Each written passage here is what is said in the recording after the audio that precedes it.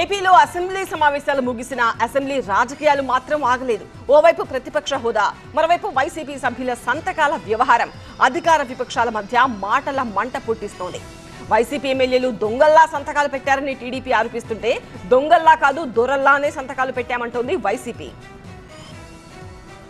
అసెంబ్లీలో సభ్యులు సంతకాల వ్యవహారం ఏపీ రాజకీయాల్లోనే హాట్ టాపిక్ గా మారింది. వైసీపీ ఎమ్మెల్యేలు ఎవరికీ కనిపించకుండా దొంగల్లా వచ్చి హాజరు పట్టిలో సంతకాలు చేసి వెళ్లిపోతున్నారంటూ మండిపడుతోంది అధికార టీడీపీ. సభకు వచ్చినట్టుగా సంతకాలు పెట్టిన వైసీపీ సభ్యులు ఎవరూ తనకు అసెంబ్లీలో కనిపించలేదన్నారు సీఎం చంద్రబాబు. వారిని మీరు రానివ్వలేదా అంటూ స్పీకర్ పై చలోక్తులు విసిరారు.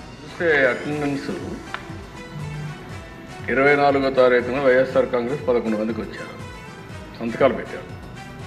25 మంది వచ్చి సంతకాలు పెట్టారు. లోపల ఎక్కడ వచ్చిన కనపడలేదు దిశ. మీరు రాలేదా? మీరు మాకు ఐడియా లేదు. ప్రతి ఒక్క ఐవీఎఫ్ క్లినిక్ లో మేము మీకు ఈ డిస్కౌంట్ ఇస్తాము, ఆ డిస్కౌంట్ ఇస్తామంటారు. కానీ మేము బిడ్డని ఇస్తాం అని ఎందుకు చెప్పడం లేదు? మనం ప్రామిస్ కోసం డబ్బులు ఇస్తున్నామా లేదా తల్లిదండ్రులు కావడం కోసం చెల్లిస్తున్నామా? Nova IVF. దాగిన ఖర్చులుండవు, మీరు నమ్మగల నైపుణ్యం మాత్రమే. మీరు రానిలేదేమో అని మాకు అనుమానం. సంతకాలు చేసి సభకు రాకుండా ముఖం చాటేయడం వైసీపీ సభ్యుల గౌరవాన్ని తగ్గిస్తుందే తప్ప ఏమాత్రమూ పెంచదన్నారు స్పీకర్ అయ్యన్న పాత్రుడు. ఓట్లేసి ఎన్నుకున్న ప్రజలకు ఆదర్శంగా నిలవాలి కానీ ఇలా తలవంపులు తెచ్చేలా ప్రవర్తించకూడదని సూచించారు. ఇప్పటికైనా వైసీపీ సభ్యులు గౌరవంగా సభకు రావాలని పిలుపునిచ్చారు. దొంగచాటు నుంచి సంతకాలు పెట్టి కర్మందుకు పెట్టింది నాకు అర్థం కాదు. హౌస్లో కనపడలేదు. ఎక్కడ జీతాలు తీసుకుంటూ హౌస్కు రాకపోవడం ఒక తప్పండి. గవర్నమెంట్ జీతాలు తీసుకుంటున్నారు సార్ వీళ్ళందరూ కూడా. జగన్మోహన్ రెడ్డి మినహా అందరు ఎమ్మెల్యేలు కూడా నెల జీతాలు తీసుకుంటున్నారు. ప్రజా డబ్బుని జీతాలుగా తీసుకుంటూ ప్రజలకు సేవ చేయకుండా దొంగచాటుని వచ్చి సంతకాలు పెట్టవలసిన కర్మ ఇది. తమ ఎమ్మెల్యేలను ప్రతిపక్ష సభ్యులంటున్న స్పీకర్ మరి తమ పార్టీకి ప్రతిపక్ష హోదా ఎందుకివ్వరని ప్రశ్నిస్తోంది వైఎస్ఆర్ కాంగ్రెస్ పార్టీ.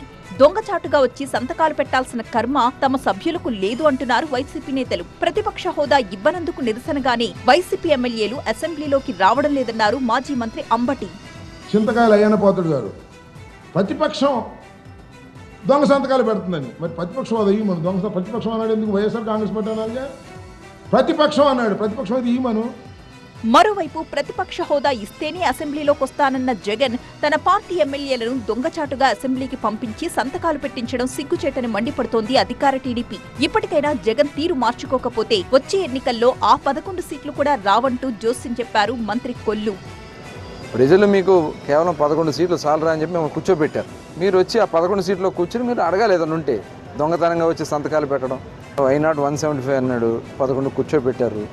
ఇప్పుడు కూడా ఇదే రకంగా మాట్లాడితే రేపు 0. ప్రతిపక్ష హోదా ఇస్తేనే అసెంబ్లీకి వస్తామంటోంది వైసీపీ. అలాంటప్పుడు సభకొచ్చినట్లుగా సంతకాలు ఎందుకు పెడుతున్నారని ప్రశ్నిస్తోంది అధికార పక్షం. దీంతో రెండు పార్టీల మధ్య మాటల యుద్ధం నడుస్తోంది.